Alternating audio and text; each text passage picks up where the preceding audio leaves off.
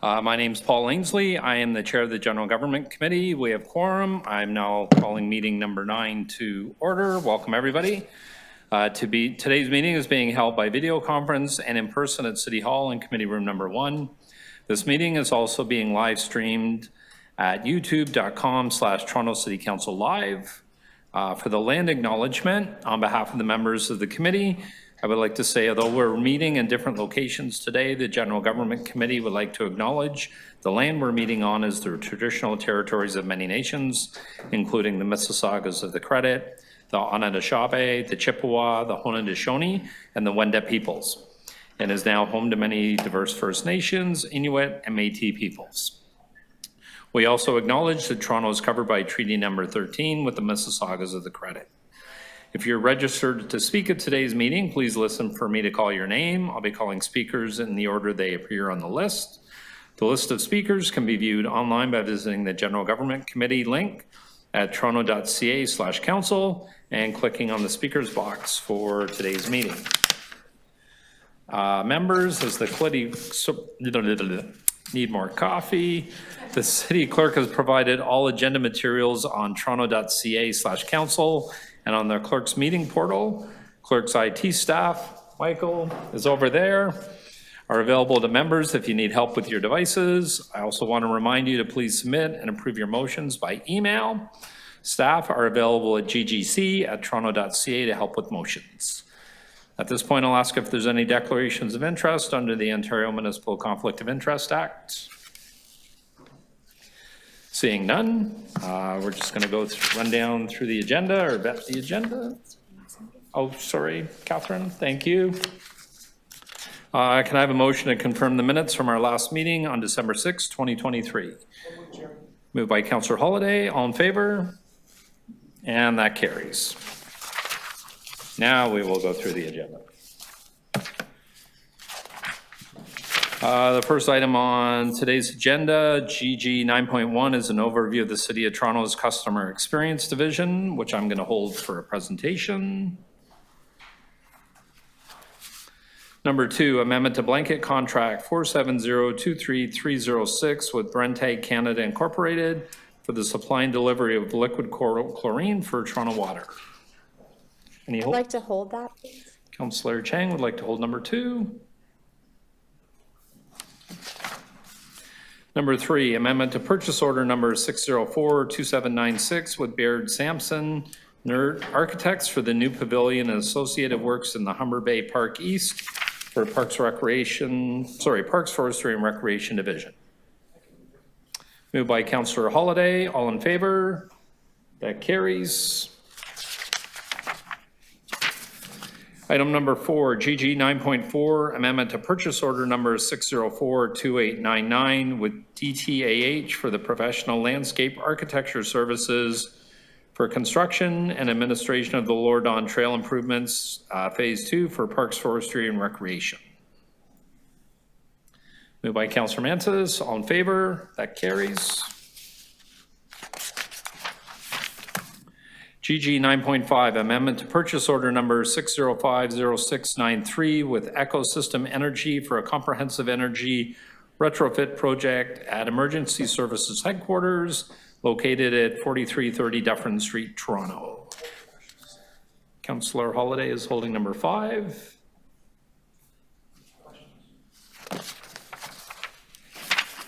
Number 6, GG 9.6, amendment to purchase order number 6053871 with Parsons Incorporated for professional services during construction of the Downsview transmission Watermain and Keele pumping station. This is an upgrade project. Somebody like to hold this or move it?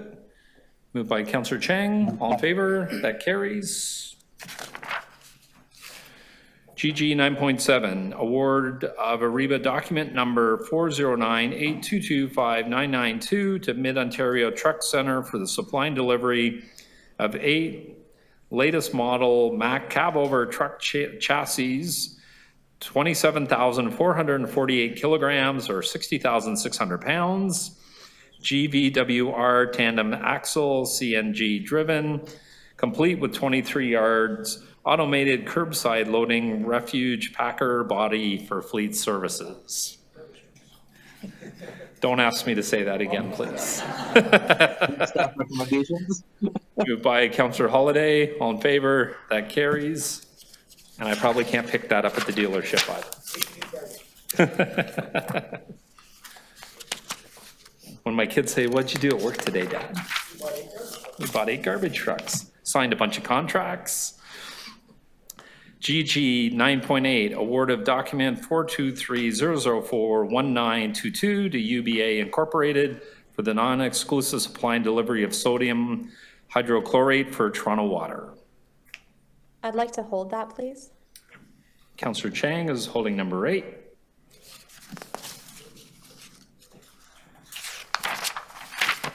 GG 9.9, non-competitive contract with Tacel Limited for the supply and delivery of Polara accessible pedestrian signal system components and central control units. Anybody like to move it? Councillor Holiday, all in favor? That carries. Number 10, GG 9.10, leveraging the province of Ontario's vendor of record agreement to engage CompuCom Canada Incorporated for the supply of personal computing devices and services. Thank you, Councillor Holiday. Councillor Holiday is moving number 10. All in favor? That carries. Number 11, expropriation of property interests at 2 Bloor Street East and 90 Bloor Street East for the Bloor Yonge Capacity Improvement Project, Stage 2, Ward 11. Any holds? Moved by Councillor Mansis. All in favor? That carries.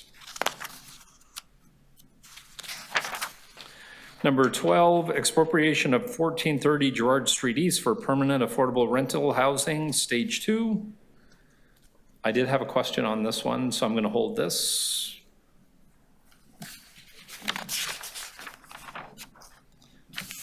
GG 9.13, expropriation of properties for the extension of Beecroft Road, Stage 2, Ward 18. I have 2 deputants listed for number 13, so we will hold that. Okay, going back to item number 1, GG 9.1, overview of the City of Toronto's Customer Experience Division. And we have a staff presentation.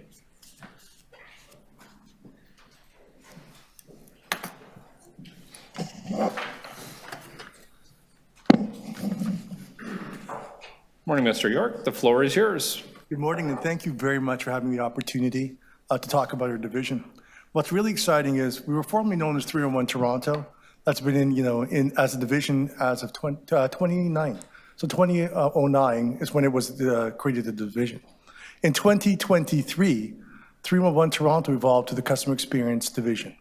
And what's really important about this is the first type of its division within North America in the municipal space, be it federal, provincial, or municipal. This is the first of its kind. This is the first time a city has been committed to the end-to-end experience from a customer service experience within the City of Toronto.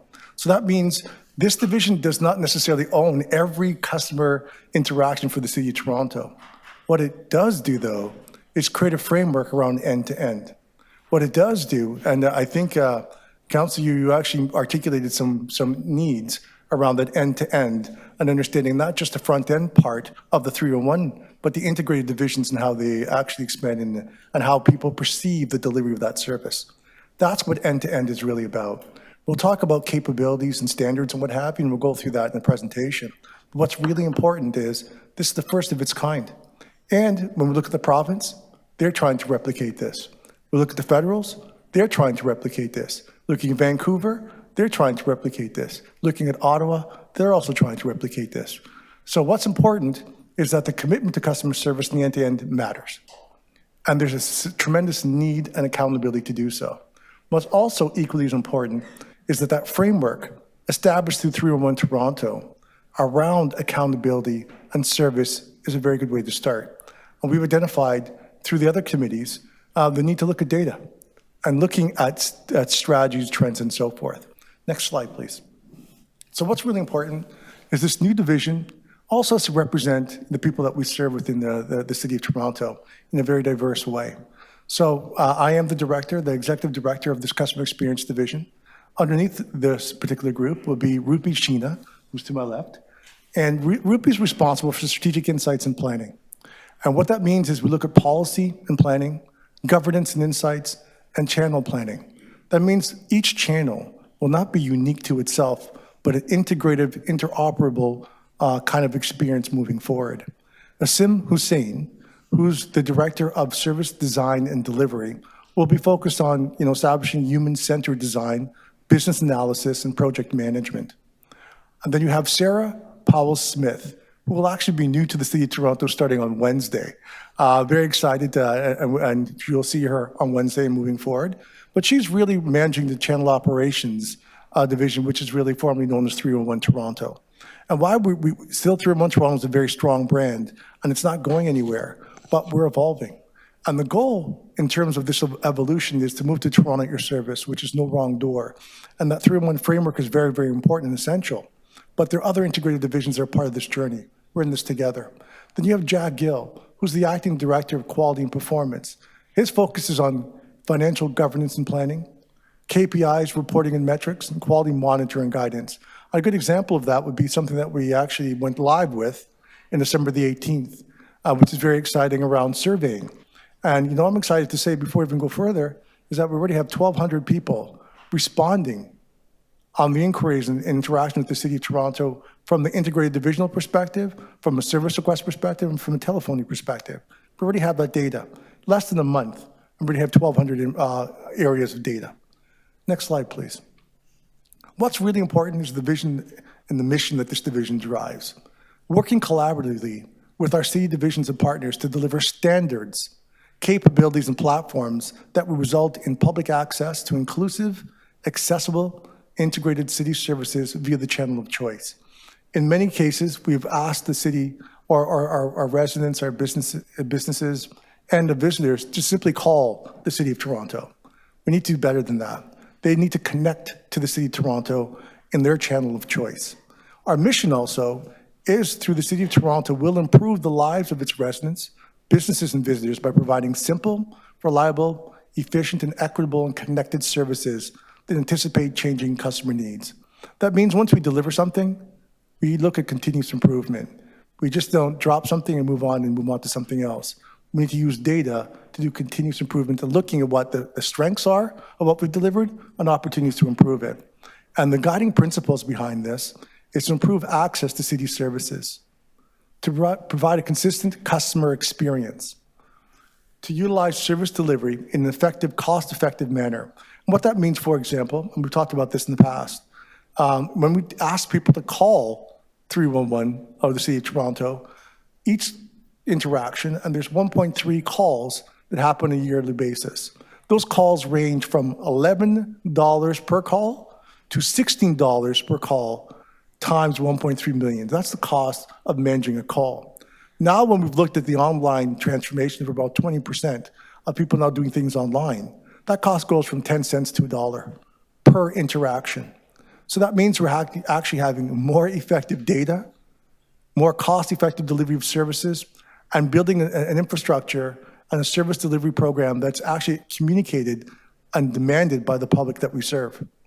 We also want to make sure that we continue to build trust and confidence in the city services. That means they must be able to provide their feedback and thoughts on the services that we provide. Next slide, please. And what also is really important is we want to make sure that we're committed to service across the City of Toronto. Consistent, provide the same quality of service across all channels. Channels include phone, email, chat, and so forth. We want to make sure that each resident has the ability to choose how they're going to connect to the City of Toronto, including our counters. We want to make sure there's personalized, provide options to users to access their preferred channels, not just making sure that they have to call 311. We're looking at making sure that they can actually use the email channel or online channel, the portal, to actually have a more effective, responsive service. We talk about responsive, prompt and attentiveness to customer needs. When we look at the data in the next few slides, we'll see that there are sometimes some frustrations, and it feels that you're on call or on hold forever. And no one likes to be on hold. But when we look at the data, the hold times are actually very, very reasonable and exceptional from a public sector or from a public sector perspective.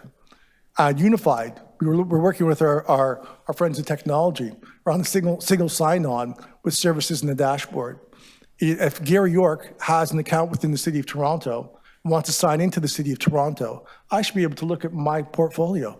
I should be able to look at the accounts that I want to look at the parks, the scenario that we want to look at, service requests, so on and so forth, all those great things. Look at my Toronto water bill and things of that nature, as well as revenue services. We want to make sure it's seamless. Access services at the times through multiple channels, 7/24, and convenient. Easy access to services when I want them as a public member of the public. And some of these initiatives, closing the loop, complaints and compliments, service promise, digital payments, and the Toronto at Your Service roadmap. We've always talked about developing a roadmap. This year, we're committed to establishing that roadmap and leveraging the platform around the capabilities conversation, which we'd actually extrapolate in the service commitment conversations moving forward. Next slide, please. Now, in terms of our division, really, we want to make sure it's a relay race. We start with strategizing and discovering, and then we move to design and delivery, implement, and then evaluate. Through all these, we're thinking of these principles, capabilities, transformation projects to establish consistent policies, processes, and technologies, ensuring that a modernized and seamless customer experience approach is established to all the projects and missions that we're focused on committing through in 2024, 2025, and so forth. Operations. We are very proud of the 301 organization, but there's room for improvement. And we know that it's not just about the integrated divisions that exist today. There's more opportunities to build our portfolio with Toronto Water. There's more opportunities to do it with revenue services. There are more opportunities to do it with parks. There's much more opportunities to make it Toronto at Your Service and leverage the successes that we have already established within the City of Toronto. Interdivisional partnerships. We're not in this alone. This is not a conversation about CXD, the Customer Experience Division, or just 301 Toronto. It's about the City of Toronto and how our interdivisional partners drive change and accountability. I know, Councillor, you mentioned the need for that dashboard. Well, we can't do it by ourselves. We need the assistance of our partners and also the courage of our partners to make sure that we have opportunities and we can identify those opportunities where we need to improve together. We're not here to point the finger, but raise the hand or raise the bar around acceptance and then performance. So service design and product management support these divisions on service areas, ensuring alignment to the city's overall customer service experience vision. In terms of the maturity of our division, we're also looking at ensuring that this is only 1 year, a brand new division, 1 year from 2023 January officially. Unofficially, we could say October 31st of 2022, but officially January the 1st of 2023. We're now in the next following year, and we'll talk about some of the accomplishments we've been able to do within 1 year, and we're extremely excited what we can drive together once we have that support. So what we also just want to make sure we continue to look at capabilities, design those capabilities and deliver against those capabilities, implement those capabilities, but equally as important, evaluate and make sure that they're actually driving these outcomes that we proposed to do when we actually looked at developing these capabilities. And from a divisional perspective, you see this little image about someone that's crawling, walking, and running. I firmly believe that we have to crawl, walk, and run. If we don't know the fundamentals and the foundations, we will trip. We will get hurt. I want to make sure that we crawl very diligently, very strongly, based upon those capabilities and alignment with our divisional partners together. Then we're into the walking phase. In some of these particular initiatives that we'll talk about, we're already walking. Some things we still have to crawl. I think some things we'll be able to run in the very near future. Next slide, please. So we talked about metrics, and what's really important about this metrics is that 1.31 million calls we manage on a year-to-year basis. Out of those, 81% of those calls are handled well within the 75 seconds that has been described by council. And in actuality, we're supposed to do it within 75 seconds. We do it within 39. So 39 seconds is the average wait time of those 1.3 million calls that happen year-round. And I know that in some cases, I've used contact centers in other organizations, to get services and other things. And I would relish 39 seconds, depending on how long I've waited in some cases. I'm told that the waiting hour would be 2 hours and 22 minutes. And you'll have to wait and be patient along with that. So 81%. Out of these calls that we manage, it's not just calls. I think what's really important is this note that's on the bottom of that. Approximately 4 million knowledge-based self-serve interactions happened in 2023. That means the 5,000 knowledge-based articles that we manage on a year-to-year basis are public using. Self-serving, self-educating, utilizing and creating service requests for themselves through their systems and channels of their choice. When we look at this data, phone has slightly decreased.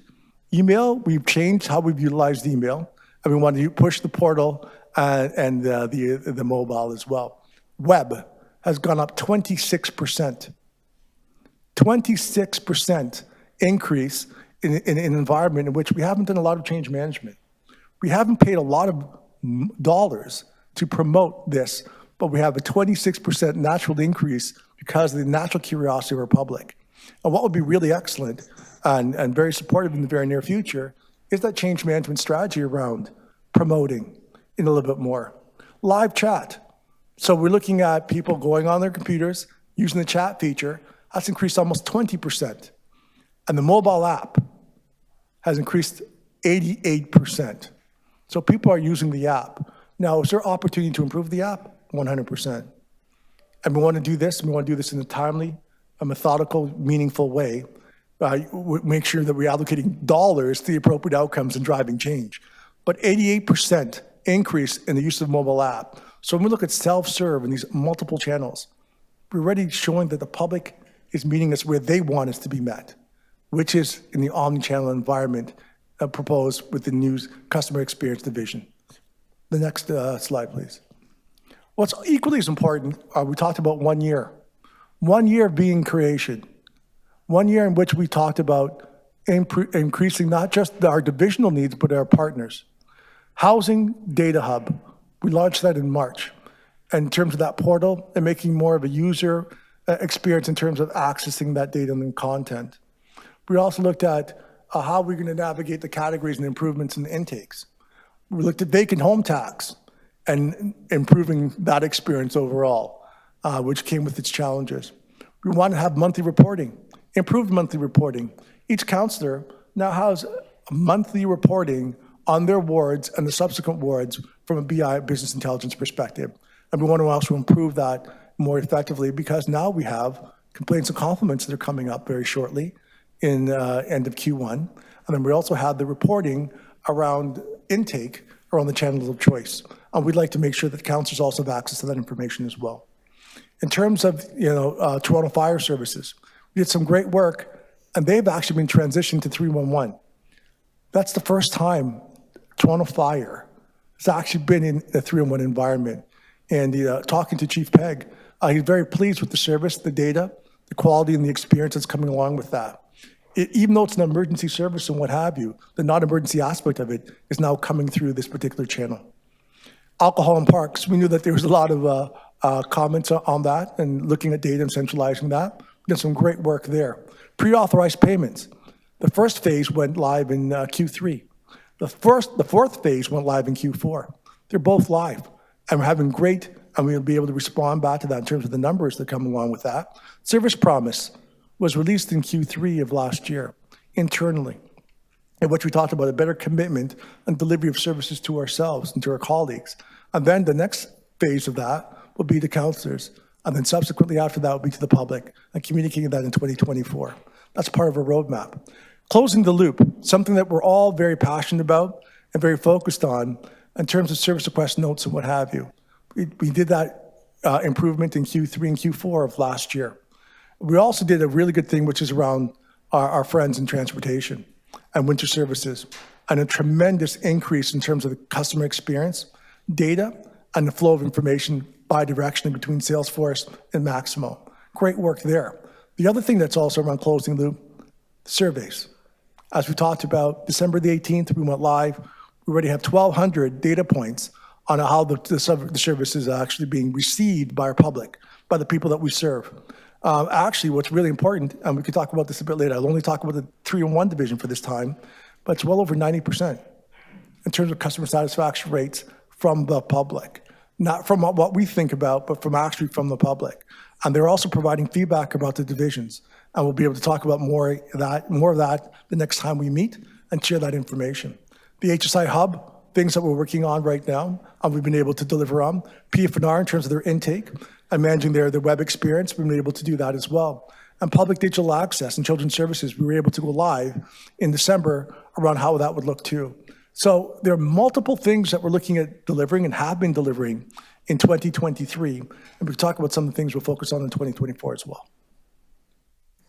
So areas of focusing, continue to focus on closing the loop.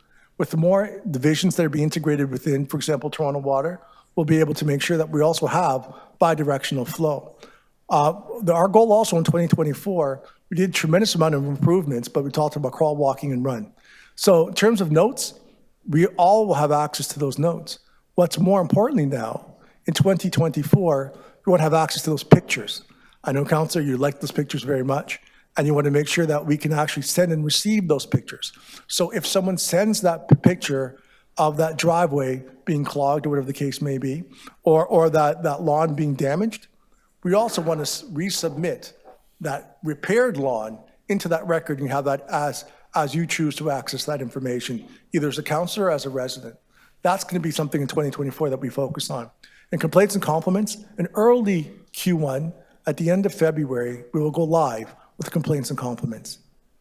That'll be something that's very exciting. You'll be able to see that, and we'll talk about the methodology, the framework, the capability work that's been done prior to that. Now, phase 1 of that delivery in Q1 of this year.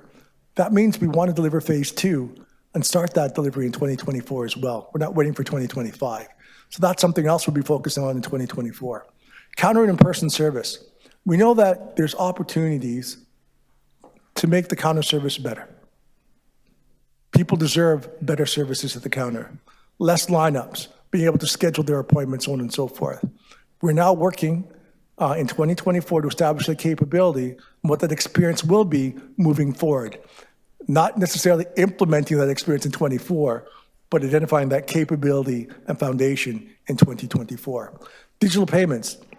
And we've had the pleasure of talking about digital payments in the last few months.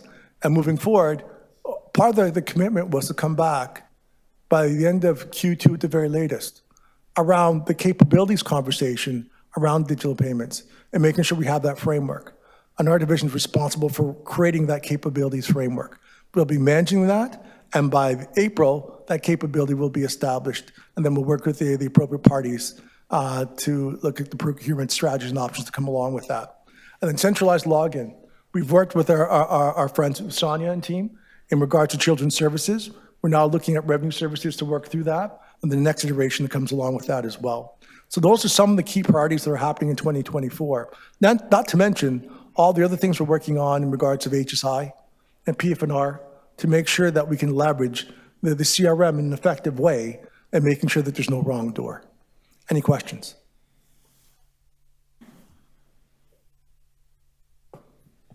Thank you, Gary. Lots of amazing work being done. Questions? Councillor Holiday? Thanks, Chair. Thanks, Mr. York, and to the team. At the beginning of the presentation, you mentioned that we are leading the way, at least in Canada, and in the government sector on this. But I wondered if you could give some comments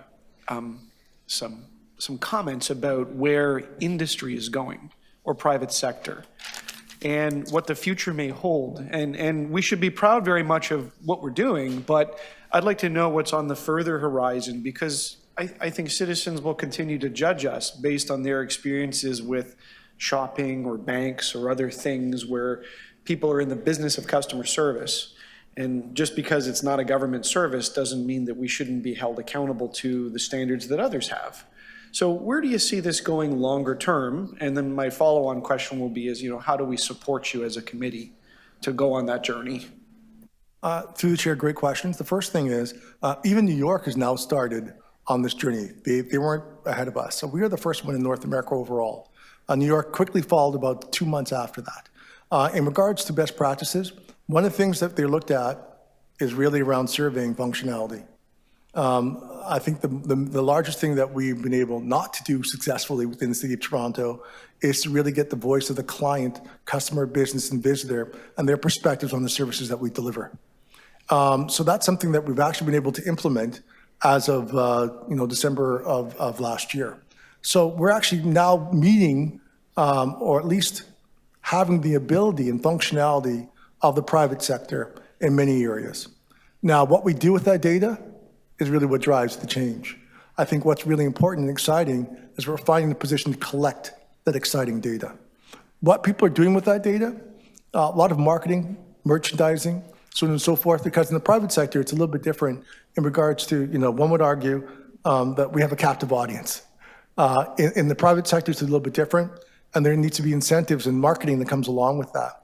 There's still a lot of marketing opportunities and revenue opportunities that we can generate through that. Some of it would be how we book services, so on and so forth, and facilities. I think that's a great opportunity for revenue generating and so forth as well that we can leverage through some of the technologies that we're talking about. I also think change management and our brand, One Toronto, One City, Toronto at your service approach, and evolving it from, and I really believe that's really important that as a city, I'm guilty of this as well in regards to, when I was leading 311, I focused on our 311 customer. And I was very, very passionate, still passionate about that 311 customer, but realizing they're not my customer. They're the City of Toronto's customer. And the more that we realize that the actual touch point of the councillors and the mayor's office and the city manager's office and DCMs own that relationship, the division heads provide services in a fair, transparent, and consistent way. And what we can do moving forward in this new, customer service experience kind of vision is being very consistent with how we use that data to drive change and transparency and accountability on that platform. So at home, I've got a TV set, and I've got this neat thing called an antenna, which predated cable. And every now and then I'll watch TV and commercials will come on. And my teenage kids look at me like I'm crazy. Where's the button to fast forward through the commercials? They don't want to watch. They don't relate to that digital technology. They're used to streaming where you don't see commercials, or maybe you see it at the start. I think, based on watching them interact, they would find phoning into a call center equally absurd to commercials. You and I maybe are of a different generation, and we're used to that. But beyond that natural change as people embrace technology more, what things could we do as a city to push people, I shouldn't say push, to make the opportunity known that you can engage with the city in different channels instead of sitting on a queue? Even though it's short by average, it does peak at certain times, and that's got to be frustrating. So is there anything that we could be doing more? Just as my kids don't want to watch commercials, they would not want to sit on a phone queue to get into a self-serve or a digital portal or a chat or a different way to get your service quicker. Through the chair, really, really good comments there. One thing I would talk about is, we need to have a change management strategy. Even when you're at the counter or on the phone channel, why can we not, after the interaction, educate the public in some way, shape, or form? Why can't we have kiosks at the civic centers that facilitate some of these features and functionalities as well? So part of the counter strategy that we're going to talk about and develop in 2024, we'll also talk about this omni-channel environment. And yes, everyone has their channel of choice. In the private sector, you can actually force people down certain channels. In the public sector, we need to be a little bit more democratic in terms of our approaches. It doesn't mean we can't have, a change management strategy. I would love to have some YouTube videos talking about this and expressing and showing how the importance of these are. Also, something I really like to do in the very near future is, so we look at chat, but we can also look at video. And why can we not utilize video instead of going to the counters and what have you, have a video conference to deal with your case study and so on and so forth, and maybe do mini pilots. And I know Sonny and I were talking about this before, do proof of concepts and try that a bit more and get the public involved and hear the voice and get their experience in some of these pilots as well. Thank you. Thank you, Chair.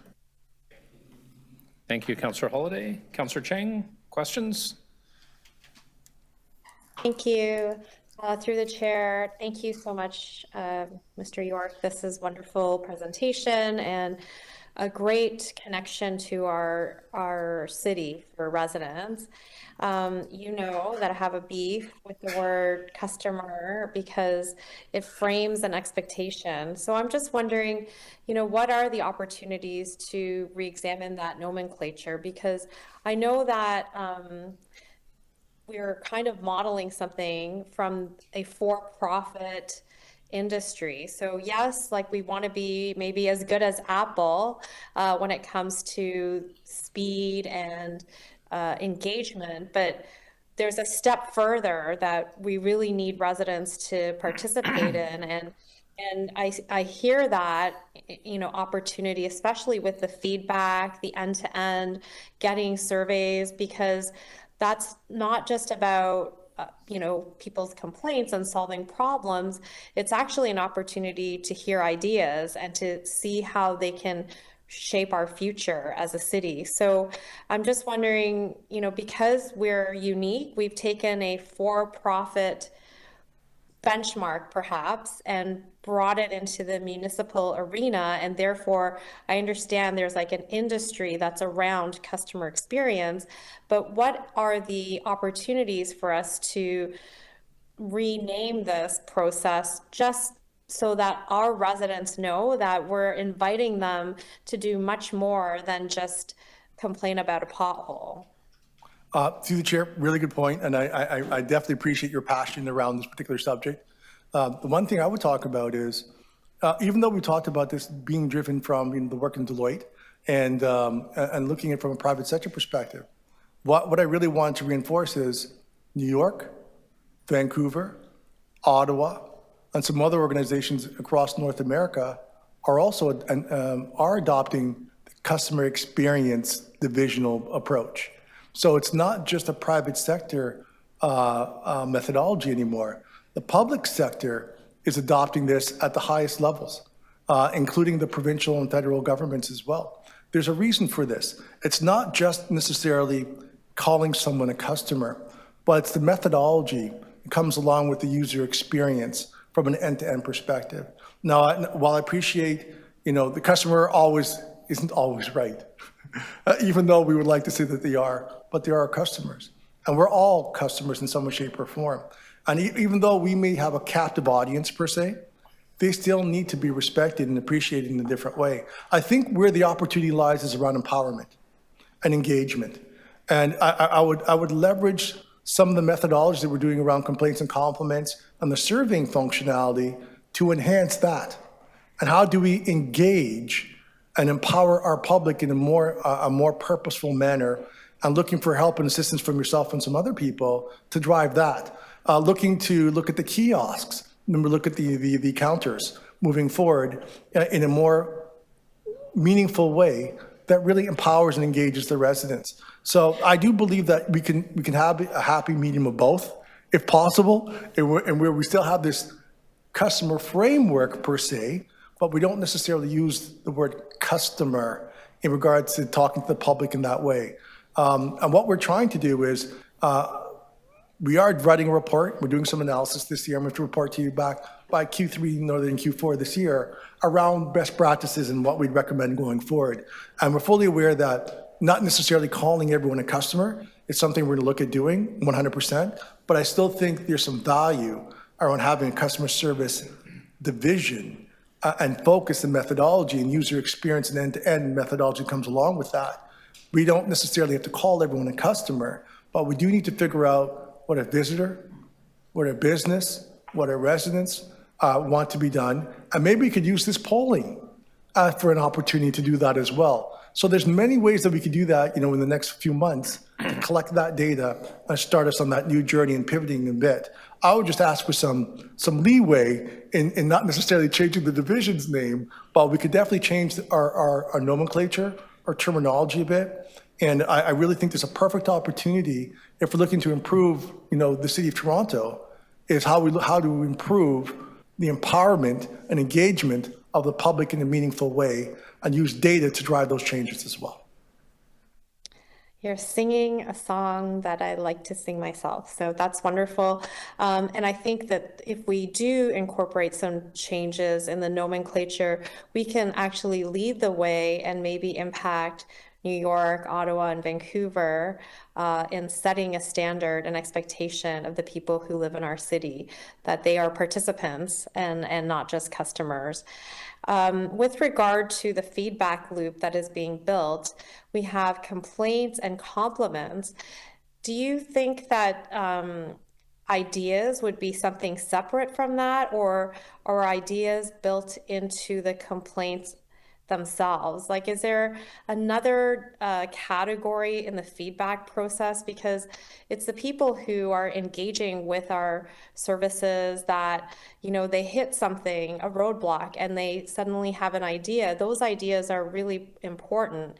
And in order to meaningfully process that much data, and because, you know, we get emails always with ideas as well as counselors, but is there a process whereby we could create an ideas category and maybe leverage some AI tools to be able to analyze that data, to bring those ideas to the corresponding divisions in a practical and meaningful way? Really good points, and through the chair, first thing I want to figure out is crawling, walking, and running. We've now launched the survey function. Well, we will be launching it for the survey functionality in February. We've launched the feedback loop already in December. What we can do is build upon that. The issue is we need to also plan for that and put it into our budgets. So, we're now going through a budget cycle right now to talk about the commitments for 2024. And this wasn't something that we've necessarily discussed. It doesn't mean we don't have the opportunity to pivot. And what I would ask is, if that's something that's a priority, I would ask for the guidance of GGC and also from some of the other committees to help us steer in that way. If that's something that's truly a priority per se from the City of Toronto, because we have the ability to do so. The issue is we don't have unlimited funding or unlimited people to drive this particular change. Even when we look at the content, those are 5,000 records of content that if we want to change and manipulate, we have to figure out a change management process, and you have a lot of analysts look at that data and change that on a regular basis. So that's a project onto itself. When we look at surveying and functionality and capability, we can add that. I think that's something that's very doable and something we could do in 2024, if that's something that we have the support to drive. Mm-hmm. And I just have one last question. Yep, last question, Councillor. Yes. So I really appreciate the regular reports that we get as councillors, just so that we can kind of have our finger on the pulse of what's happening in our ward from a 311 perspective. And I'm wondering, do similar reports get issued to divisions? Do they also see, where maybe there's some gaps happening, or do they get a similar summary? And does that then create potential performance metrics for the different divisions that are providing these services? Through the chair, great question. I would like to answer it two different ways. First way is all of our integrated divisions have access to the business intelligence tool as it stands today. But I think there's a great opportunity that was identified to come back to talk about the integrated end-to-end report. And I think that's something we need to focus on and continue to drive through the City of Toronto, because we do know what's happening from a 311 perspective, and we do have data around the delivery on the back-end systems. Now, we were able to do so, and we can do so in a manual way today, and we can look at automating that eventually through time, through full integrations through the back-end with EWMS and what have you. That will take some time. But there is a way of doing so today, and we've been tasked as a division to come back with that end-to-end report, I think in April, if I'm correct, to show that. I think that's what's really going to drive the change. And what we would be able to do is that same report would be available to the DCMs, would be available to the division heads, and be available to council as well. The other thing we're also trying to do at some point in time, once we're comfortable with this approach, is put it on the portal. Data is data, and we shouldn't shy away from data as long as there's an opportunity to improve and the commitment to improve. So we also want to put it in the portal, and, when someone calls onto the City of Toronto or to the 301 site, not only they're seeing the front end stat of how people are, the call times and what have you, but the delivery, and then we can get actually even more granular about the delivery in their wards.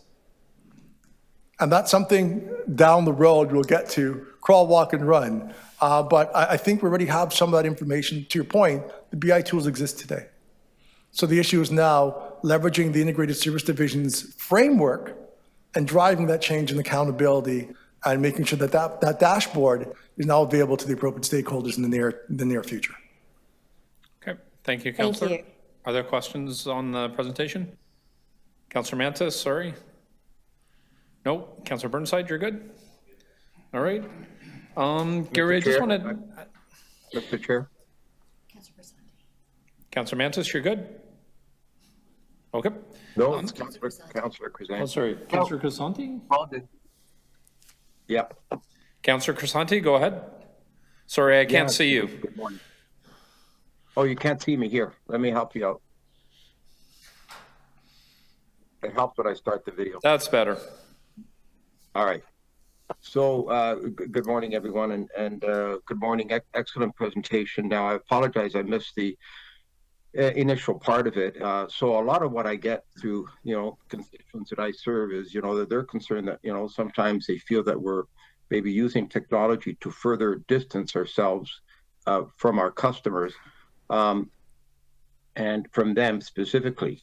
And so for using any new technology or whatever we're putting together for the future, we have to do it to ensure that we bring that relationship closer. What constituents are looking for is an excellent customer experience. They're looking, and they look at everything. They look at the timing of when they first submitted their issue, their complaint, their concern, and to when it got actually resolved.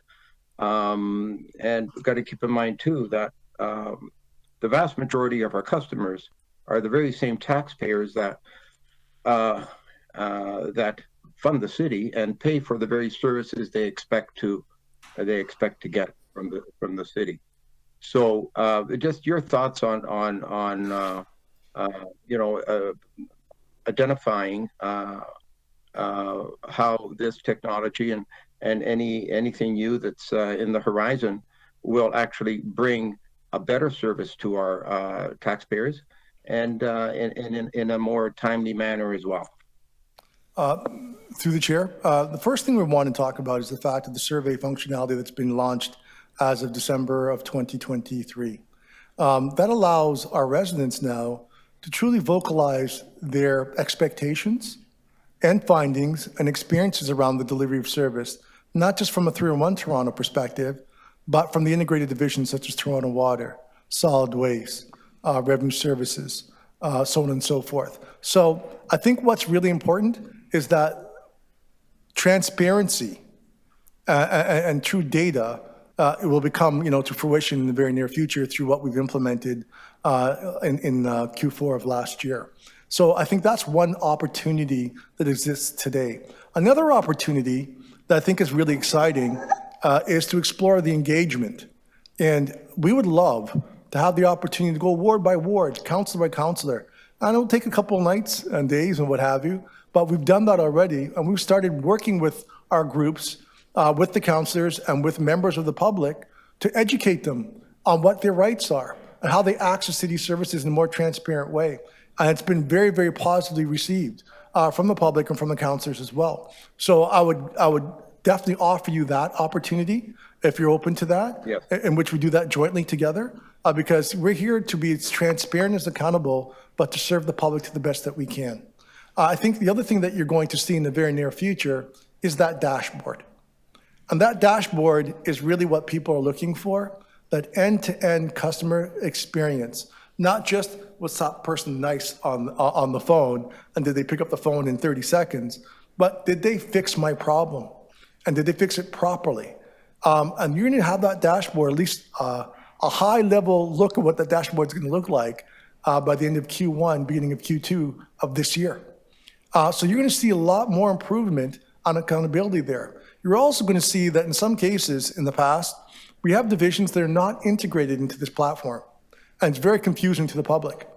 And, I really appreciate Howie's leadership in looking at parks, for example, and identifying the fact that we're now going to have some of those aspects. For example, Councillor Chang, you mentioned the fact that, when you look at bins before and it wasn't there, I didn't want to say it then, but now I've rested and it's a new year, we could start again fresh. It wasn't integrated. So it's hard to find because it wasn't part of the integrative solution. Now, Howie and I talked about it towards the end of December, and now we're on a plan and a roadmap to be integrated. So now that addresses that issue because we're now acting as one city and making it one tool.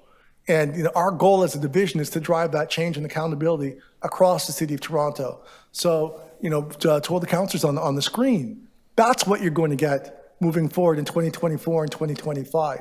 And what I would ask in 2024, let's figure out a strategy of engagement and empowerment. And if that means more cycle in our division to work with you and your constituents, to educate and engage, let's do that. Excellent answer. Thank you very much. I'm good. Thank you, Councillor. Other questions? Seeing none.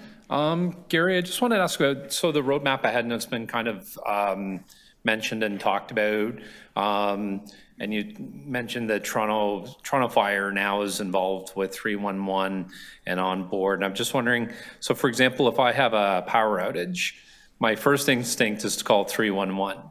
Right. But Toronto Hydro has their own customer service center and call center. And is there any vision or foresight looking into integrating them into 311? Or at this point, is it a standalone? Because when we talk about seamless and what was it? Human-centered design, but we're still looking at two different call centers. That's a really good point. I would look for some help on And that. if you don't want to answer it, and I can ask the city manager about it, I'm fine with that too. No, we worked on improving the relationship with 311 and Hydro several years ago. And we actually got access to their tools. I know now I get emails, I get texts about every outage that's happening now. And what I would ask for is some assistance in making that more of an integrative experience. We started that conversation, but we did not continue that conversation. And this is a perfect opportunity to pick that up again. So look for some assistance in doing so, because we did create that framework of communication to start that engagement. But we haven't really accelerated to your point, where we could be. And there's an opportunity there.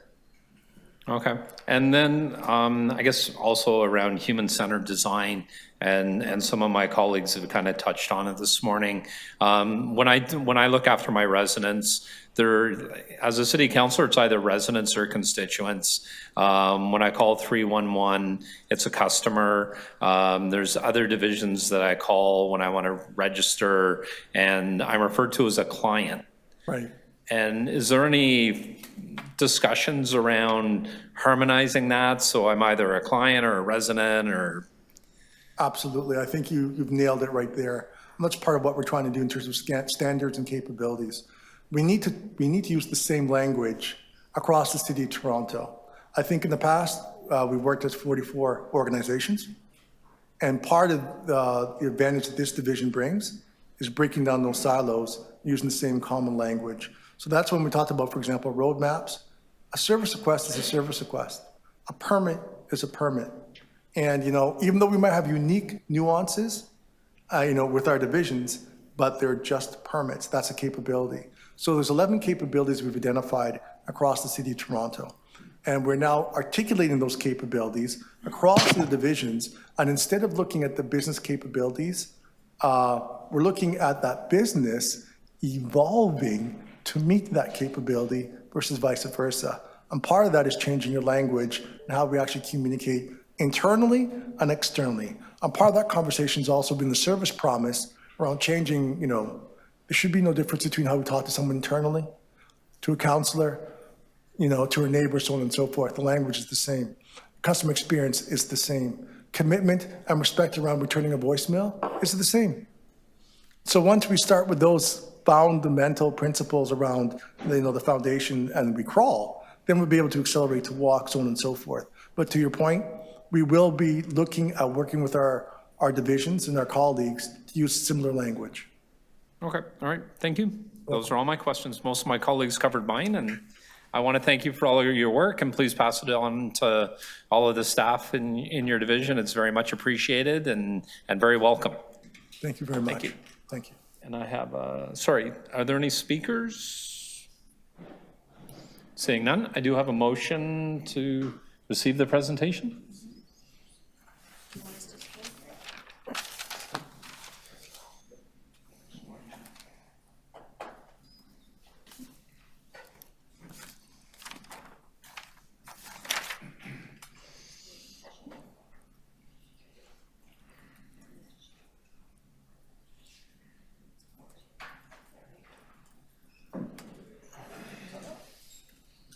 It's a very verbose motion. That the item be received for information. All in favor? Carried. Our next item is amendment to blanket contract 470-23306 with Brenntag Canada Incorporated for the supply and delivery of liquid chlorine for Toronto Water, held by Councillor Chang. Councillor Chang, questions of staff? Thank you. Through the chair, I'm just wondering, what do we foresee in terms of the rates for chlorine in the coming year? Do we think that they will stabilize? Will they ever decrease to what it was before, or do we see that it's going to continue to be unstable? Through you, Mr. Chair, with respect to what's happening in the chemical market, Toronto Water purchases a variety of different chemicals, and we've seen price fluctuations during particularly COVID, as well as the Ukraine war caused supply disruptions. We've seen prices increase from 40, 50% to over 200%, as noted in this contract. We have started to see some leveling off of the increases. So our total budget amount seems to have been peaked out. We were spending about $15 million a year in total chemicals. We are up to $25 million and leveling off right now. We are starting to see some declines in recent tenders, but it is entirely chemical specific, because every chemical itself has its own challenges under a manufacturing process. And so the chlorine contract in particular has been hit by manufacturing issues in the US. And that's where a lot of the chlorine is manufactured in US markets and then supplied up here. And so I would say that it would stabilize. That's my best guess. We will see it come down as production starts to ramp up again. And we are pushing hard to get more suppliers. Unfortunately for liquid chlorine, there's very, very few suppliers in North America that service this product. Thank you. And so when we see chemicals cost rising across different chemicals, because I remember a year ago, we also talked about the impact of the Ukrainian war. Are these costs directly then transferred to users, or does that impact our budget? Through you, Mr. Chair. So they, in year during that time period where we were seeing cost escalations, and in fact, we had some chemical suppliers come directly to us asking to open up contracts. That's how severe it was from the standpoint of being able to continue to purchase the product because they were getting the increased costs transferred to them as our supplier. And so we had to respond on an emergency basis. You're correct. We wrote a report a year ago which documented that pressure, and we did renegotiate certain unit rates on a temporary basis, hoping that we'd see changes. So one of the things that we're trying to do is to shorten that risk profile by doing one-year contracts with one-year options behind it, so we can get out of contracts sooner. So that's what we're starting to do with some of our other contracts that are coming up. We're in fact recommending in this report that that you're dealing with. This is just to add additional money to the contract so we can keep paying them. But we are canceling the contract and issuing a new tender and we're changing the contract terms. And that's what we're looking at doing, is trying to mitigate some of that risk that we're seeing out there, and come up with different terms that are favorable to us. Now, to be fair to the suppliers, because we're one of the largest purchasers and one of their largest customers, we can negotiate with them and typically get better results than you'll see in other smaller municipalities. So we do take advantage of that opportunity. Is there a vulnerability to Canada that we are relying predominantly on international sources for these chemicals in this current climate where it seems there's increasing instability around the world? Is there a vulnerability to our city and our safe water supply? So the vulnerability was felt actually throughout North America. I've been in contact with a lot of the large US cities, and they experienced the exact same type of issues. So it wasn't just because of being in Canada. We have a fair trade agreement that allows us to access those markets and get supply. All it does is it changes our price structure due to transportation. So in many cases, for example, the company that Brenntag is one of the largest ones, we tend to get only the large companies doing business with us because they're offshoots of an American company. So it wasn't because of just Canada. It was affecting all of North America and all municipal drinking water suppliers. Okay. Thank you, Councillor. Other questions of staff? Seeing none. Speakers, Councillor Chang, you held the item.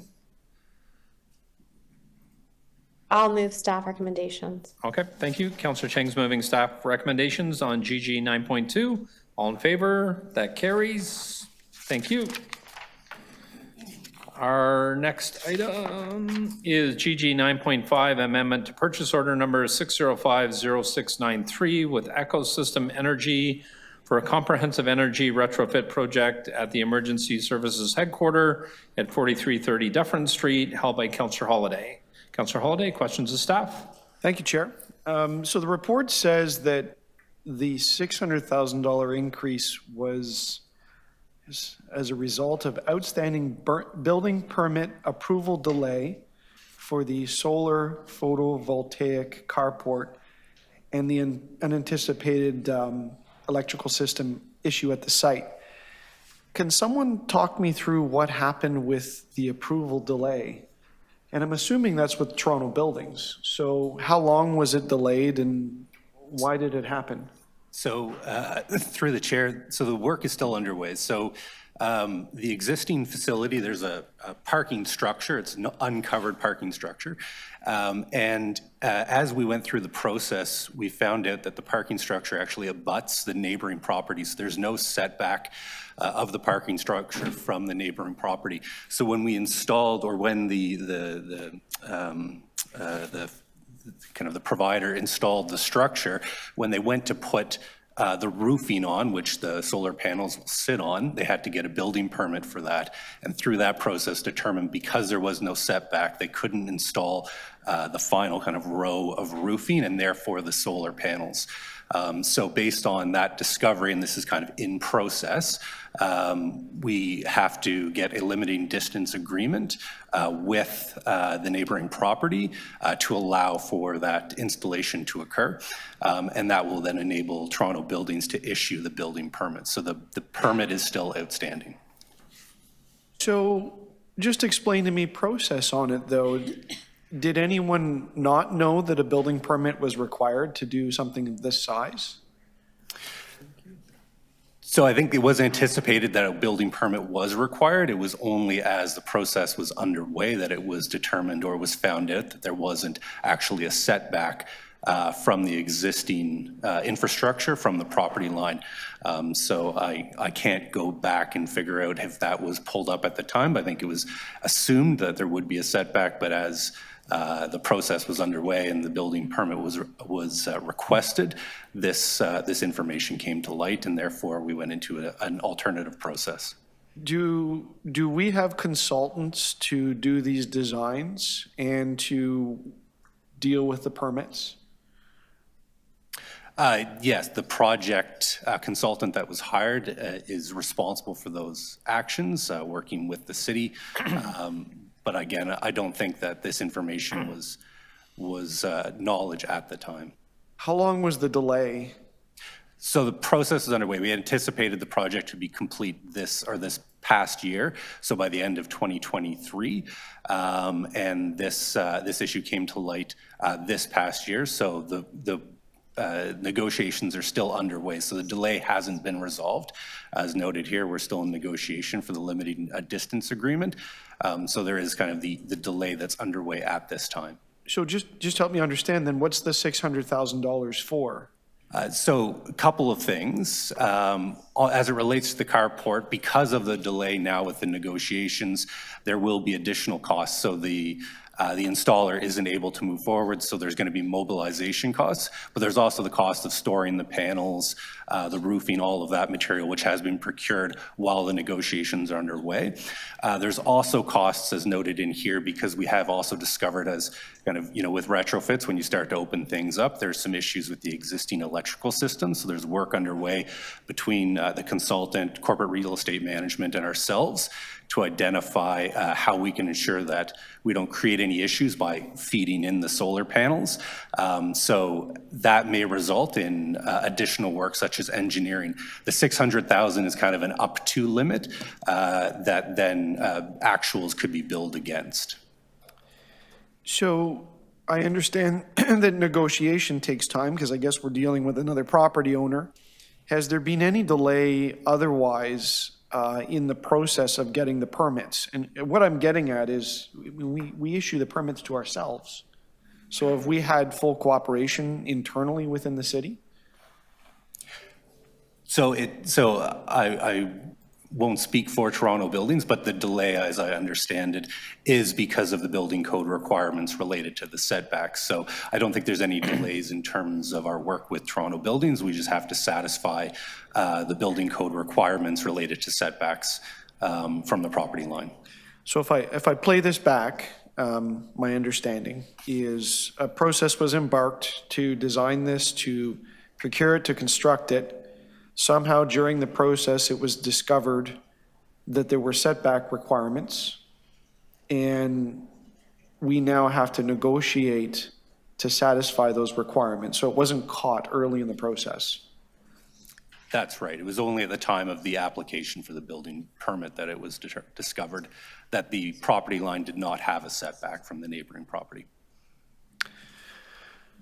Did the design consultants meet with the building department or planning or zoning staff to work this through? There's been a number of meetings with planning and building staff and to look at potential options, and it was determined through that the limiting distance agreement was kind of the preferred option. There are other approaches we could take under the building code to mitigate impacts, but that may require additional work to be undertaken. So we focused on negotiation of the limiting distance. But were there meetings in the early stages? So prior to... I'm not aware if meetings occurred in the early stages. Okay, thanks. Thank you, Councillor Holyday. Other questions on this item? Seeing none, speakers, Councillor Holyday, you held it. Do you want to move the recommendations? You don't want to move? All right. I will move the recommendations. All in favor of the recommendations? And that carries. Our next item is GG 9.8, award of document doc 42300041922 to UBA Incorporated for the non-exclusive supply and delivery of sodium hypochlorite for Toronto Water, held by Councillor Chang. Councillor Chang, questions of staff? Thank you. Through the chair, I think the one thing that really jumped out at me at this report is the big difference in bidding prices. So there's quite a significant gap between the lowest bidder, and I'm just concerned that by going with the lowest bidder that there will be an inevitable return to GGC to cover cost increases. So I'm just wondering, why is there such a big difference? Even between the second and third bids, there's still quite a gap. So why are these bids so different from each other? And what are the risks with just going with the lowest bidder? Through you, Mr. Chair. Just so we're clear, we have to take the lowest bidder in this case because the other two bidders were found to be non-compliant with the mandatory requirements in the bid procedure. They did not supply all the documentation. In fact, both of those two companies failed to provide one particular piece of a document that we asked for, which is to document their manufacturing process. So that way we have a better comfort of the security of supply, because this is another critical chemical. So sodium hypochlorite is also used as a disinfectant primarily in our wastewater treatment plants. And the differences likely results of based on the sizes of the companies. UBA is a large multinational. They do billions of dollars a year in business, while these other companies are much smaller and do much less work than that. So they're probably not manufacturers, they're probably chemical supply companies. And so they're buying it from a manufacturer. So as soon as you're changing hands, there's margins and markups, as opposed to UBA, who's a manufacturer. And this is going back to the other report that I was talking to you about, where because Toronto Water is such a large purchaser, we have had long-standing relationship with chemical supply companies, and they know that we are a good, steady customer. UBA, in fact, is a company who we are doing business with now and have been doing business with for quite some time, so we're comfortable knowing that they can supply this market, and they've complied with all of the bid terms as well. So it sounds to me like there wasn't really even a significant other bidder, and it's maybe such a unique offering that this is the only company that can provide it. Is that? Through you, Mr. Chair, yes, that goes back to the same comment I made on liquid chlorine. It is such a niche market. There are very few suppliers. It is lucky that we have the scale that we do, that we tend to get better unit rate pricing as compared to other municipalities. Because we purchase so much, it gives these companies a base load of business that helps them. And we do know that other municipalities are paying more per unit rate because we regularly track what's happening in the industry, just to confirm that we're getting a good price. So that has been a problem with some of our key chemicals, not just these two. There's some other ones that are very, what we call specialty chemicals, and there's only a limited number of suppliers. Great, thank you very much. Councillor Holiday, questions of staff? Staff recommendation. Oh, okay. It's just a quick one.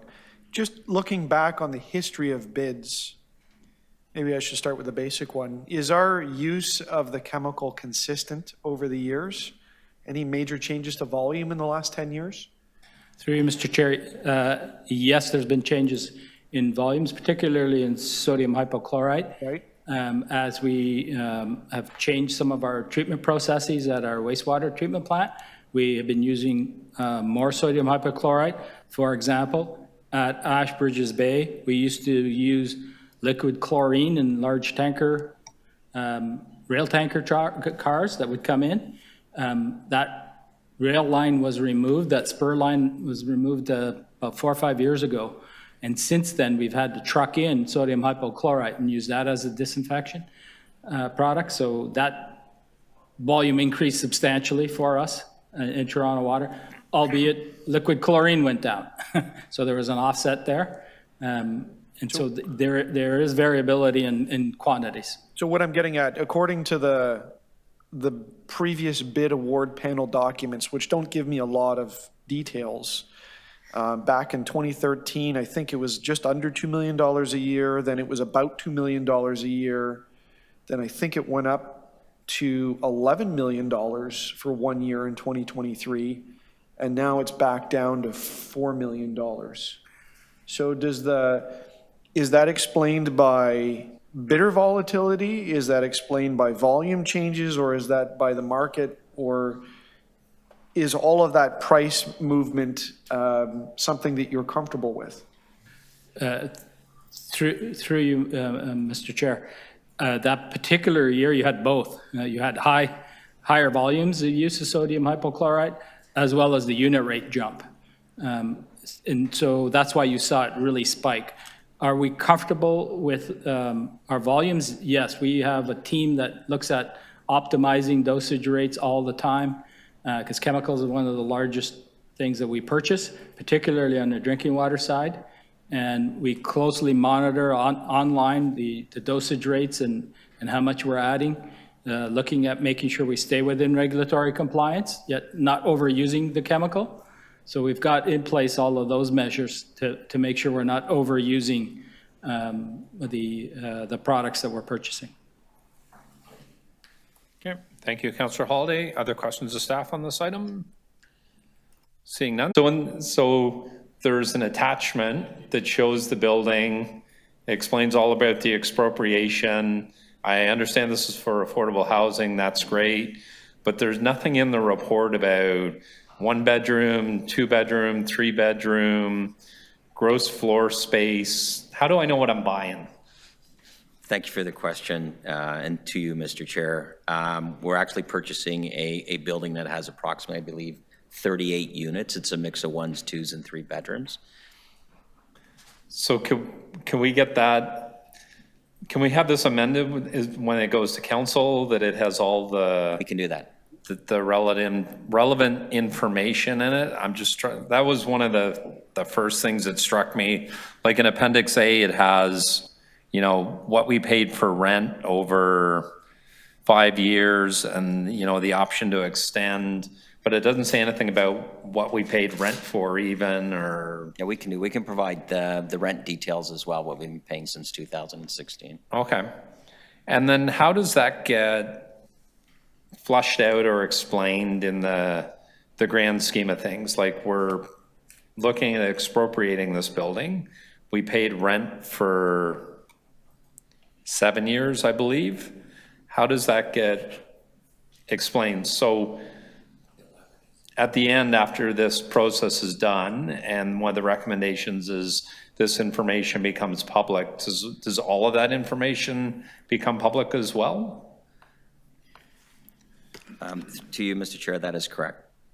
Okay. And does that include the legal costs of, so there's I don't want to go into the purple paper, but there's one amount of money in the purple paper. Does that amount get broken down into what our legal costs were, or is it just? To date, it's all been in internal staff costs, including city legal. There have been no external legal costs on our behalf. Okay. But do we understand those costs? So at the end of this, we're going to release an amount of money that was spent on all of this. Does that give a break? I guess what I'm trying to get at is, so, you know, expropriations can take a long time. They can be very expensive. Do those costs get broken out publicly, or will the public just get one amount of money explained to them? From an expropriation perspective, once the transaction is complete, then we would disclose what the total cost of ownership would be. But does it get broken down? I mean, if that's the request of council, then if that's what your request is, yeah, we can do that. Okay. In the supplemental report. Okay, thank you. Appreciate it. That was my late night reading last night. Any other questions on this item? Seeing none, I will move the recommendations. With that information is coming further explained and broken down by staff. Thank you. Our next item is our last item. GG 8.13, expropriation of properties for the extension of Beecroft Road, stage number 2. This comes with a confidential attachment. We have 2 registered speakers. The first speaker is Jeff Olahan, president of 2017253 Ontario Incorporated and 7760022 Ontario Limited. And just for the deputants, just to let you know, you have 5 minutes to make a presentation to the committee. I don't know if you've been here before. Each of the committee members has up to 5 minutes to ask you on your presentation. After that, we bring it back into what we call bring it back into committee, where we can each ask questions of staff on this item for up to 5 minutes, and then we can each speak for up to 5 minutes if we so wish. So you have 5 minutes to begin whenever you're ready, and there's a clock in front of me. Thanks, everybody. I'm Jeff Olahan. My family. Sorry, and if you press the red button in front of you, that turns on your microphone. I think I got it now. Thank you very much. My name is Jeff Olahan. My family's involved in the real estate business in North York. And I have my lawyer here, and maybe I'll let him sort of do the first talk. And he has a little presentation, and I'm here to answer any questions. And hopefully we can work something out with the City of Toronto. Good morning, committee. Thank you very much. My name is Lee English. I'm a lawyer and counsel to 7760022 Ontario Limited and 2017253 Ontario Inc., the registered owners of 2 and 4 Greenview Avenue, Toronto. These are related companies controlled by Jeff's family real estate team, and we're here today to hopefully what's the word I'm looking for? Look to a sensible, cost-effective approach to this expropriation. This is a slightly different context than most. We're not at all opposed to the expropriation for the road widening. This is a matter of whether a partial taking of the properties should occur or a full taking. And unlike the Toronto Water items earlier, you won't need a periodic table of elements to understand what we're asking here today. Again, what the purpose of our request here today is to ask that the committee take only the committee recommends City Council only expropriate part of these properties, not the full lots. And the issue here, and I'll just to provide some context, where this is the subject sites together. You'll see Finch Avenue West along the south, Hendon along the north. It's close to the Finch subway station at Yonge and is within the proposed PMTSA for the Finch station in OPA 570. So proximate to transit, good place for mixed-use development. And the issue here is that one of the properties has a structure on it.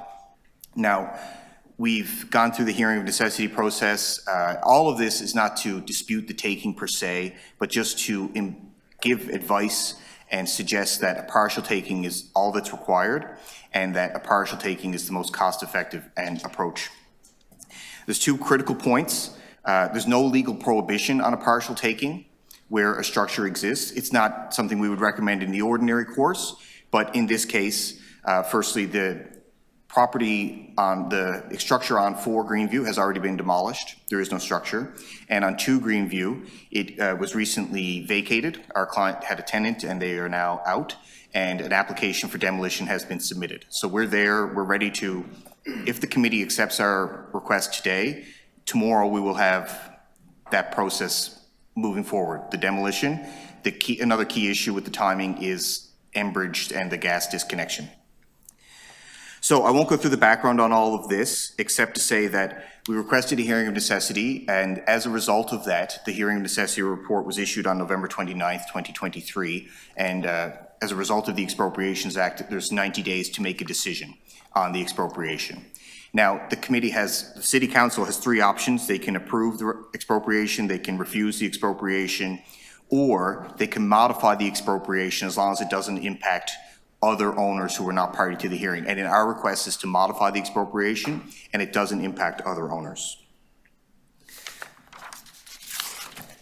So by brief reference, this is 4 Greenview Avenue. The city proposes to take all of the pink shaded area, which is the full site.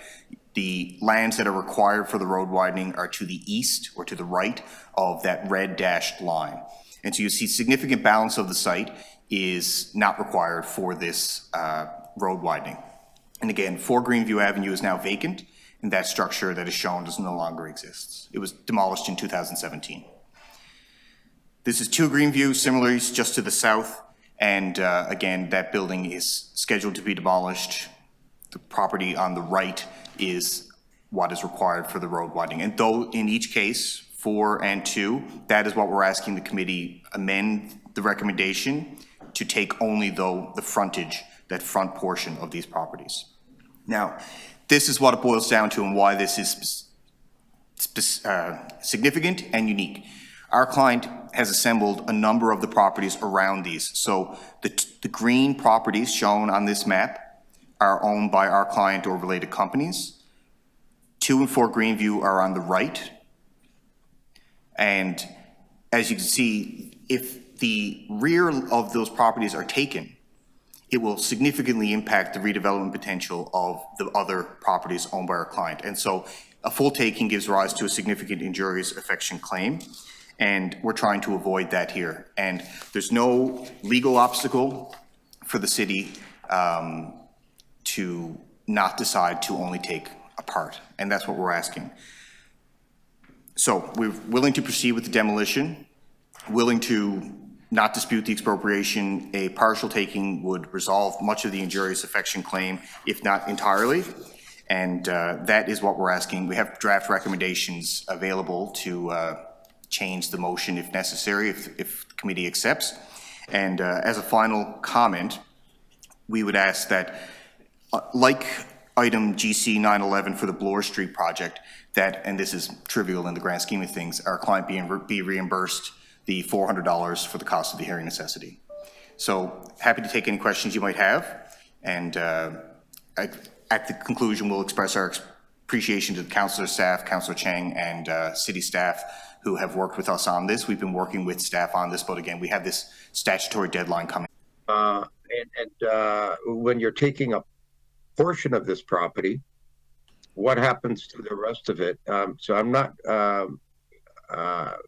I don't have access to the full vision of that land.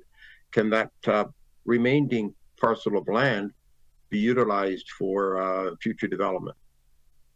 Thank you. And so there's 2 questions there. Firstly, as we understand it, and through the hearing of necessity, it was discovered, and through staff discussions, city only requires that front portion, but it's the existence of that structure on 2 Greenview that has triggered the request to take the full property. And so I won't get into the details of our back and forth discussions with staff. They're settlement discussions, and I don't want to share them too publicly, except to say that they've been productive. We're just hamstrung by time. Now, your second question as to what will happen.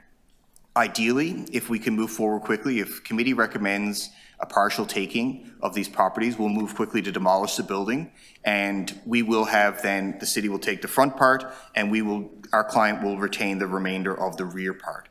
And in an ordinary circumstance, if this was a single property owned by a single individual, it very well may render the rest of the expropriation of the front of the property may render the rear of the property useless. And that's not the case here, because our client owns the lands to the west and south and have assembled them for redevelopment. There is great value in that remnant parcel on both properties to our client.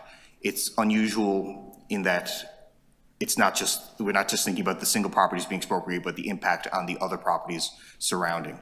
And again, this is within the PMTSA. It is near Finch. It is a prime redevelopment location. The city will have an opportunity to secure inclusionary zoning, and the more land available for redevelopment will better enable the city to take advantage of its policy objectives in that front. I just have one thing to add, and Lee can maybe sort of step me if I sort of step out of bounds here, is that there has been lengthy, without prejudice, conversations with the City of Toronto, and Councillor Chen is well aware of all the details of that conversation that, and this is why I want to be careful I don't step out of bounds. I would say that we're just We're willing to convey to the city the front portions Thank you, Lee. And without going and- into details. And staff, can we go a step further, Lee? I wouldn't. Thank you. I'm a little bit cautious when it comes to settlement discussions, but I just don't want to put staff in a bad position. But certainly, our clients have no issue conveying to the city the front portions of those lots for fair market value, and that's sort of where we're stuck with the city at the moment, is negotiating that. That's fine. Thank you, Mr. Chair. Thank you, Councillor Crisanti. Other questions of the deputants? Councillor Holyday? Thanks, Chair. Thanks for speaking to us. I wanted to clarify the diagram you had up on the screen to make sure I understand it. Sometimes I struggle with colors. You showed some lots in green, so I think they were 40, 38, 36 Finch. Is that right, across the bottom? Yeah, I have the list of properties here, sorry. And then 7 Eldora Avenue. So we have 38 Finch, 40 Finch, and 7 Eldora. Oh, 38, sorry, can you just repeat that? I'm going to write it down. Yep, 38 Finch, 38, 40 Finch, 40 Finch, and 7 Eldora. and 7 Eldora, and then, of course, 2 and 4. That's correct. And then I guess the lots are yellow. They looked kind of green on the screen, but they're yellow. So 36 Is owned by the city. is owned by the city. And then I think it's 8 is not owned by anyone. It wasn't shaded. That's right, it's 6, 6 just to the north of 4. Yep. Is, that's right, it's owned by a private individual. The land north of that is owned by the city. That's number 8, I guess. That's 8, exactly. Okay, number 8 is the city. All right, because it all looked green to me. Yes, I can appreciate that, seeing it here Okay. now, apologies. Thank you so much. That's all I needed. Yep. That's it? Okay. Other questions of staff on this item? Seeing none. Speakers on this item? Oh, sorry, I have questions of staff. Okay, Councillor Chang? Yes, so through the chair, why are we recommending a full expropriation versus a partial in this report?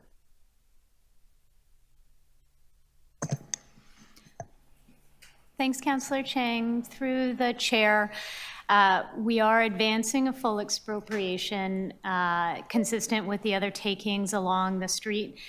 As the deputants noted, there is a building on one of the properties, and it ensures that we are advancing all the interests we need to support the transportation project.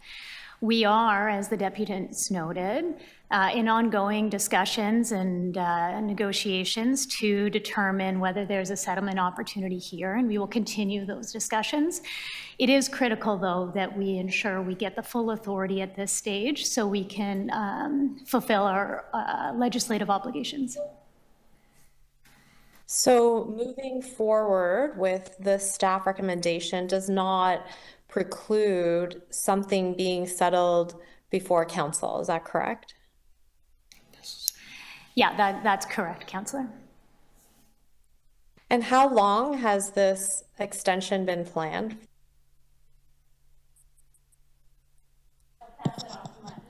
Through the chair, the original Uptown Service EA was completed in 1993, so 30 years, 31, going on 31. And what kind of risk or delay could happen if this does not proceed to this project? Through the chair, if the city does not get the lands that it requires for the Beecroft extension, it could delay the Beecroft extension project, which is a critical piece of infrastructure that's needed not only to support continued growth in the North York Centre, but also to facilitate other major reconstructions in the area, such as the Reimagine Yonge project.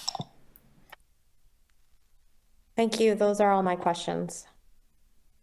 Mr. Chair, I have a follow-up. Well, actually with staff. Okay, Councillor Crisanti? Thank you, Mr. Chair. So just following up to what Councillor Chang has been asking. You said something about legislative obligation. I'd like to also know what will a full expropriation do, and how will it impact any future development planning that's in the works? And lastly, why do we need the full expropriation when it sounded pretty clear that the full expropriation is not required for the street expansion? Could you elaborate on that? There are kind of 3 questions in there, so.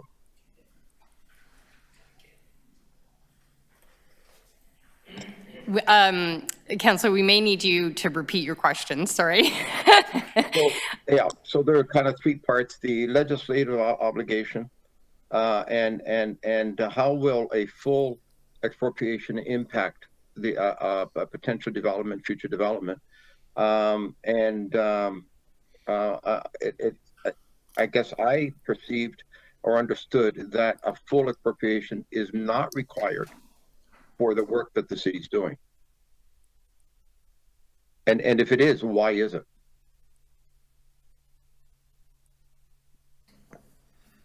Thanks, Councillor. Through the chair, I can answer the first question. For the second question about development value, we may want to go in camera. But then we can maybe skip that question and go to the final question around the extent needed for the actual project itself. In terms of legislative obligations, following a hearing of necessity decision, we've got 90 days to get the formal decision from council to advance to approve the stage 2 report. So there's 90 days for that. Following the approval by council of our stage 2 report, we've got another 3 months or 90 days to actually finalize the expropriation and register our plan. So we've got very clear timelines. We are particularly concerned, just given some of the council meeting schedules in the next couple of months with budget, that it's critical that we get our authority at this stage.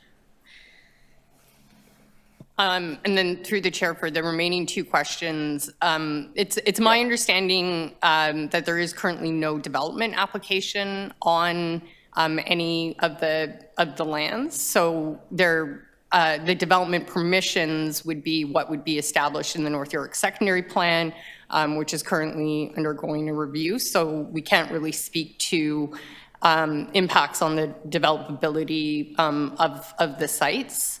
I would suggest that if there is further questions about development potential within the area, that we may want to go in camera for that. On the third question, part of the reason, and at the hearing of necessity, the evidence that the city provided was with 2 Greenview as an example, we would have to demolish half of a building to do a partial taking, and we currently do not have any agreements with the landowner that they would do the demolition when we would need to have the lands in our possession. And so that's why we're recommending that a full acquisition take place. And the report, the staff report notes that we are continuing to have negotiations with the landowner and are hopeful, as always, to try and come to an amicable resolution. All right, that's fair. Thank you. Thank you, Councillor Crisanti. Other questions of staff on this item? Councillor Holyday? Chair, I'll take a moment to advise you that I'd like to go into camera to receive advice from the solicitor. Okay. But I will ask a public question. Can someone walk me through some of the ownership history of the various parcels? So 2 and 4, do we know what the ownership was of that, how long it's been owned by this particular owner? The same thing with number 36 on the corner, that appears to be the city's, according to the map that we saw earlier. Is this stuff that's gone on for years, or is this a recent flurry of transactions? Or do we know? I presume you can get that from the land registry office. So through the chair to you, Councillor Holyday, we don't have that information readily available, but we can track down that information and get it to you. All right, I think the rest of my questions have to be in camera, Mr. Chair. All right, other questions of staff on this item? Seeing none, so we're going to move a motion to go in camera.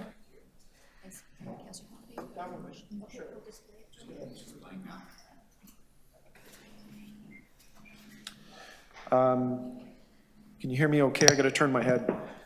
That the General Government and Licensing Committee meet in closed session to consider GG 9.13, expropriation of properties for the extension of Beecroft Road, Stage 2, reason for confidential information, a proposed or pending acquisition or disposition of land by the City of Toronto, the city, and advice that is subject to solicitor-client privilege.